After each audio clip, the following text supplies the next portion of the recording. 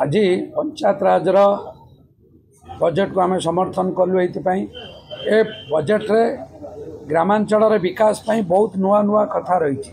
विगत दिन में पंचायत राज विभाग दुर्नीति की केमती बंद करा से बजेट रे बहुत कथा प्रतिफलन होउची जाकि आम राज्य रे 2016 मसीह प्रधानमंत्री आवास योजना रे आज पर्यंत जो 27 लाख घर भारत सरकार आमर यशस्वी प्रधानमंत्री नरेंद्र मोदी सहयोग आसीथिला संपूर्ण करा जाय पारु नाही। आज बहुत सदस्य तांकर वक्तव्य रखिले जे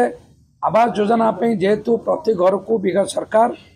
20-30 हजार ऊर्ध्व लांच नेउतिले सेतिपई मध्य घर होई पारु नथिला। आज आमे धन्यवाद देलु समर्थन कलु एवं आ दियारे पाखापाखि 5 लाख ऊर्ध्व घर को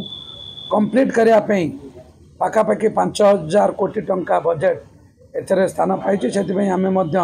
धन्यवाद एवं समर्थन करुँ सरकार को। एक नुआ कथा जो विकसित गाँ विकसित ओडिशा जो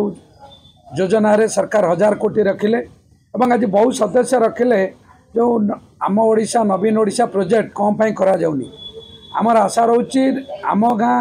आम विकास प्रोजेक्ट जमती 2019 पूर्व करते एवं नवीन ओडिशा प्रोजेक्ट मध्य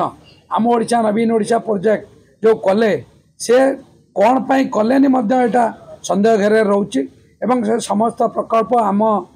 गाँव विकास एवं ओडिशा रे विकास जो योजना रोची से सरकार विभिन्न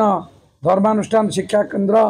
शिक्षानुष्ठान उन्नति पे 1000 कोटी टंका बजेट रखिंट से आम सरकार को समर्थन करुचु। एवं आउ गोटा योजना रखिंट जो माने विभिन्न कारणरू गरीब लोक कच्चा घर थे आवास योजना पाइबार वंचित थे घर पड़ जाऊँगी विभिन्न दैव दुर्विपाक रोचंती से 5000 ऊर्ध्व 50,000 ऊर्ध्व घर ए वर्ष दियार बजेट रे स्थान पाई। बहुत व्यक्ति राजनीतिक आक्रोशर शिकार रही विभिन्न दिन में जो घर पाइबार वंचित होती सरकार बजेट रखि आम स्वागत करुचु और समर्थन करुचु।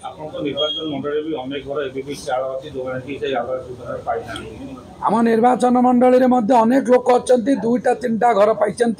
विगत दिन में 2 महला लोक आवास योजना पाई तेणुक आम आशा करुचु एवं निश्चित भाव में चलित सरकार समस्त कच्चा घर को पक्का घर दब मानवर मंत्री से आश्वासन देते तेणुक आम बजेट से स्थान पाई आम स्वागत करुचु और समर्थन करुचु।